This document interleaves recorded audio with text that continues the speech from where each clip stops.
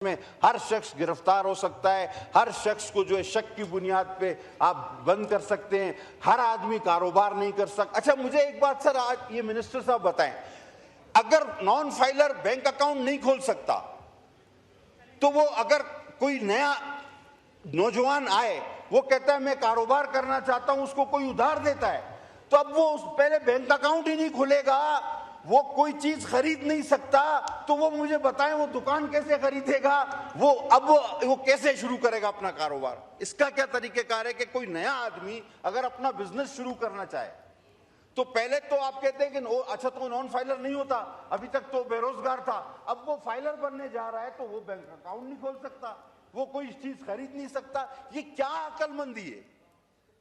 ये कौन सी, मतलब किसने बनाया है ये बजट? और नया आदमी तो अब कोई काम शुरू ही नहीं कर सकता, यानी नौकरियां आप देंगे नहीं, कोई शख्स कारोबार शुरू नहीं कर सकता, शुरू करेगा तो उसको गिरफ्तार कर लिया जाएगा, अगर उसने कारोबार शुरू भी कर लिया तो उसके सर पे कोई आके खड़ा हो जाएगा कि देखो ये कमा रहा है या नहीं कमा रहा, और अगर वो आपकी तवक्को जो 130% है उसके मुताबिक नहीं कमा रहा तो इसको अंदर करो और इसके अकाउंट जब्त कर लो। खुदा के वास्ते ये किसी दुनिया में किसी और मुल्क में है? और उसको सुनवाई का कोई हक भी नहीं। ये किसी और दुनिया में ऐसा मुल्क में ये एफबीआर के कानून हैं? सर सीधा सीधा मैं आपसे कह देता हूं कि सर ये नहीं होगा, ये नहीं चलेगा इस तरह, ना हम मंजूर करेंगे, ना मैं समझता हूं कोई भी समझदार आदमी जो इस बजट को पढ़ सकता है, जो इसको समझ सकता है, वो कभी भी इसके हक में वोट नहीं देगा। और ये इनके सर आर्बिट्री परसेंटेज, एक ख्याली परसेंटेज सेट की गई है, वो है 130%। अगर ये अपने लास्ट गोशवारे से 130% के करीब नहीं आते तो ये अब ये सर ये ख्याली हद है जो एफबीआर ने मुकर्रर की है, इसको समझना चाहिए। और ये अगर उस 130% के करीब नहीं तो इनको किसी भी वक्त गलत करार दिया जा सकता है। इसमें कुछ चीजें लिखना आप भूल गए हैं जो नॉन फाइलर के लिए और भी लिखी जा सकती हैं। ये अपने बच्चों का खतना नहीं करा सकते, और अगर ये रिश्ता मांगेंगे तो इनको कोई रिश्ता नहीं देगा, ये समोसे खरीदेंगे तो साथ में चटनी नहीं मिलेगी, और चलते हुए ये दो पैरों का इस्तेमाल नहीं कर सकते, एक पैर से लंगड़ा के चलेंगे ताकि दूर से पता चले कि ये नॉन फाइलर जा रहा है। तो सर ये तमाम चीजें जो है, ये मैंने आइन के वो आर्टिकल भी बताए जिसके ये खिलाफ है। अब आगे चलें सर, ये 138 और 140 टैक्स की वसूली, अब ये टैक्स की वसूली कम और बत्तागिरी ज्यादा है सर। मेरे ख्याल में रिकॉर्ड टूटने वाला है आप लोगों का। ये कुछ मखसूस हालात में, जिस तरह हमारे साथ कराची में होता था, नोटिस दिए बगैर ही अकाउंट्स मंजमद और रकम निकाल लेगी एफबीआर, यानी नोटिस नहीं देगी, अकाउंट्स मंजमद कर देगी और रकम निकाल देगी। सर ये 104 आपका आर्टिकल है मुनसिफाना ट्रायल का कॉन्स्टिट्यूशन में, ये उसकी शदीद खिलाफ वर्जी है सर। ये कारोबारी अफराद को टोटल एफबीआर के रहमो करम पर करता है। सर ये एफबीआर को क्या आप कोई जल्लाद बनाने जा रहे हैं? नैब से तो चले, ये भी बात हो चुकी, मैं रिपीट नहीं करूंगा। मतलब मुझे समझ में नहीं आ रहा कि ये हुकूमत को किसने मशवरा दिया है। मुझे यकीन है कि इस हुकूमत में इतने काबिल लोग हैं, मेरे बड़े भाई तारड़ साहब की तरह, कि वो ये नहीं कर सकते थे। ये बाबुओं ने कुछ इनको लिख के दिया और उन्होंने पढ़े बगैर ही हमारे सामने इसको रख दिया है। अगर ये इसको पढ़ते तो मैं नहीं समझता कि वो ये बातें यहां लाते। अब सर इनलैंड रेवेन्यू ऑफिसर की तैनाती को दे दे, ये 175C है सर इनका, 175C। ये कहते हैं किसी भी कारोबारी मकाम पर एक शख्स को एफबीआर जाके खड़ा कर देगा कि देखो ये कारोबार से किस तरह नफा नुकसान हो रहा है। यानी आपके ऑफिस में भी वो आपके सर पे खड़ा हुआ होगा, आपकी फैक्ट्री में भी आप वो तैनात कर सकते हैं, आपकी दुकान पर भी लाके उसको एक कुर्सी दे के बिठा सकते हैं। वो सर इसमें अच्छा हुआ ये नहीं लिख दिया इन्होंने कि बेडरूम में वो देखे कि राइट साइड पे इसको सोना है या लेफ्ट साइड पे सोना है, वो भी ये फैसला करे ये आदमी। ये अच्छा हुआ ये इनसे रह गया। सर ये इस किस्म के इकदामात में एक एक करके आपको बता रहा हूं। अब सर सेक्शन 14AC, ये सर मनकूला और गैर मनकूला जायदाद की मुंतकिली है सर। अब जो शख्स सेल्स टैक्स एक्ट में रजिस्टर्ड नहीं, वो ये सारी चीजें नहीं कर सकता। इसमें टैक्स गुजार को सुनने का कोई हक नहीं, और ये टोटल अफसरान के रहमो करम पे होगा।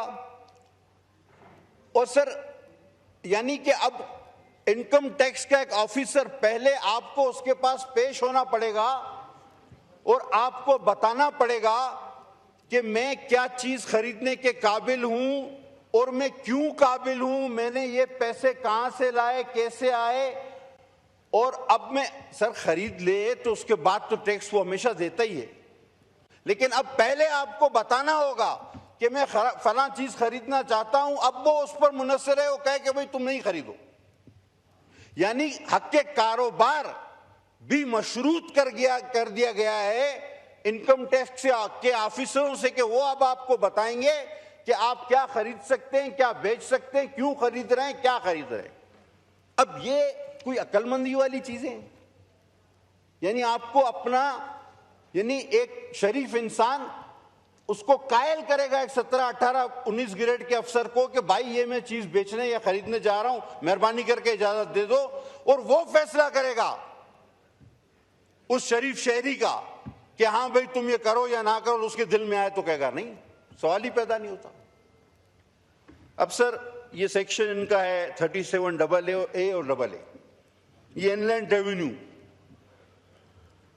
ये शक की बुनियाद पे किसी को भी गिरफ्तार कर सकते हैं कमिश्नर की इजाजत के बगैर। सर ये इख्तियार तो नैब को भी नहीं था, ये इख्तियार FIA को भी नहीं है, ये सिर्फ इजराइल के पास है।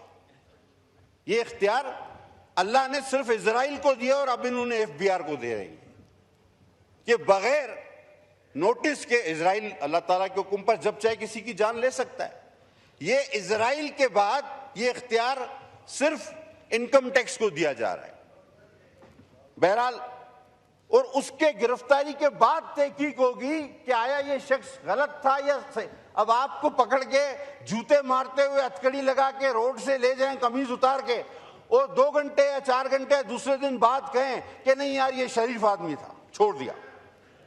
ये कहां की अक्लमंदी है कि गिरफ्तारी के बाद एक शरीफ इंसान के उसको जो है बेगुनाह करार दिया जाए। ये सेक्शन 37A और AA है, ये पढ़ लेते काश। अब सर ऑडिट फर्म्स का मामला, आखिरी बात इस पर करूंगा फिर आगे चलता हूं, वैसे तो बहुत सारी बातें हैं। सर ये ऑडिट ओवरसाइट बोर्ड जो होते हैं, ये स्टॉक एक्सचेंज की ऑडिट ओवरसाइट बोर्ड जो है वो खुद अपनी जो है वो इनकी चार्टर्ड अकाउंटेंट जो इंस्टीट्यूट ऑफ चार्टर्ड अकाउंटेंट वो इनका ऑडिट करती। सर अब एक ऑडिटर पे भी ऑडिटर बिठा दिया है। अब इन्होंने बजाय इंस्टीट्यूट ऑफ चार्टर्ड अकाउंटेंट के ICAP पे ये एक इदारा है उसको ये भेजेंगे और अपनी मर्जी के फैसले कराएंगे। सर आखिर ये सारी चीजें करके ये क्यों समझते हैं कि पाकिस्तान में कारोबार फैलेगा फूलेगा, कोई यहां आकर इन्वेस्टमेंट करेगा? कोई पागल हो गया भाई कि जिसके घर में तुम आदमी खड़ा कर दो, जिसकी दुकान में आदमी खड़ा कर दो, जिसके मकान पे आदमी खड़ा कर दो, जिसकी फैक्ट्री पे आदमी खड़ा कर दो, तुम्हारे पास आके इन्वेस्टमेंट करेगा, कारोबार करेगा। सर ये मुल्क का पट्टा बिठाने वाली बात है। ये पता नहीं किसने इनको बजट लिख के दिया, और इनकम टैक्स को ऑफिसरों को तो मैं कहता हूं इजराइल बना दिया। मैं बार बार कहना चाह रहा हूं। अच्छा आप कह रहे हैं जी सोलर पर 18% टैक्स, बिल्कुल भी नहीं करेंगे हम इसकी हिमायत। अच्छा कह रहे हैं इंपोर्ट पर 18% टैक्स, आप मुल्क में जो है वो सोलर जो है वो खरीदे। वो भाई आपने मुल्क में इंजीनियर कौन से पैदा किए हैं, वो कौन सा इतना अच्छा सोलर पैनल बना रहे हैं?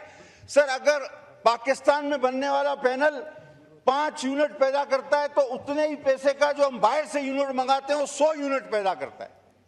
आप या तो मुल्क में सोलर की उसी तरह की उस स्टैंडर्ड की मशीन लगाते, इंडस्ट्री लगाते, आप उसी सतह के सोलर पैनल बनाते जिस तरह के चाइना से आते हैं, जापान से आते हैं, जर्मनी से आते हैं। आप उस स्टैंडर्ड को मीट करते नहीं, आपने ये तो किया नहीं। आपका सोलर पैनल जो मुल्क में बन रहा है वो लगता है कि रेडियो है जो कि बजता नहीं, वो डब्बे की तरह है। वो पुराना रेडियो लगता है जो बजता भी नहीं है। और वो सोलर पैनल इतने जदीद है, अब हम जबरदस्ती ये खरीदें वो खरीदेंगे तो 18% टैक्स लगेगा, और आप फिर कहते हैं कि हम मुल्क को तवानाई के बहरान से निकालना चाह रहे हैं। आप झूठ बोलते हैं, आप चाहते ही नहीं कि ये मुल्क तवानाई के बहरान से निकले। वैल्यूएशन, इस पर मुझसे फेडरल मिनिस्टर ऑफ फाइनेंस मुत्तफिक हो गए। कराची की बात करूंगा, 5 लाख रुपए की जो जगह है उसकी एफबीआर ने वैल्यू रखी है 25 लाख रुपए। अब टोटल वो 5 लाख की वैल्यू है, उसकी 25 लाख कहां से लाए कोई 25 लाख वाइट मनी? तो हुआ क्या इससे, अब इनको खुद अंदाजा नहीं कि लोगों ने रजिस्ट्रार के पास जाना बंद कर दिया, 2 गवाह रख के वो शरई मुआहदे करा रहे हैं। लेकिन मैं इसमें शुक्रगुजार हूं, मेरे दोस्त जो अब फाइनेंस मिनिस्टर नहीं रहे, अली साहब भी और हमारे फाइनेंस मिनिस्टर भी, ये मुझसे एग्री करते हैं कि हाँ ये गलत है। इन्होंने एक चीज कही थी मुझे कि आप मुझे निशानदेही करें। सर, मैं अपने हल्के तक की तो निशानदेही कर सकता हूं कि कहां की जो है ना रकूम गलत रखी गई है, वैल्यूएशन हाई रखी गई है, लेकिन पूरे कराची का सर्वे सर मैं ये इन जल्लादों से, इजराइलों से करा ले सर। इतनी बड़ी जब इनको इतने इख्तियारात दिए इनकम टैक्स वालों को, तो ये इनसे करा लेना। हम एक पूरी कराची का सर्वे मैं कहां से जाके करूं सर? अब आप आ जाए सर, एक पूरे पाकिस्तान में, पूरी दुनिया में पाकिस्तान एक वाहिद मुल्क है, एक अनोखा मुल्क है कि जिसमें हमारा मकामी माहीगीर। पटेल साहब, आपके विप ने लिख के दिया कि आपको पार्टी की तरफ से एक्स्ट्रा टाइम दे दूं, तो इसलिए एक्स्ट्रा टाइम। जी, बहुत शुक्रिया सर, मैं इंतहाई शुक्रगुजार हूं आपका सर। पाकिस्तान इस तरह से एक अनोखा और वाहिद मुल्क है कि पाकिस्तान में मकामी माहीगीर को पोर्ट क्लियरेंस लेनी पड़ती है और उसके एवज उसको पैसे देने पड़ते हैं। अब वो कौन सा अफ्रीका, सोमालिया, अमेरिका जा रहा है, वो जाता है अपनी कश्ती लेके अपने समुद्र में शिकार करता है, वापस आता है, लेकिन उसको कहते हैं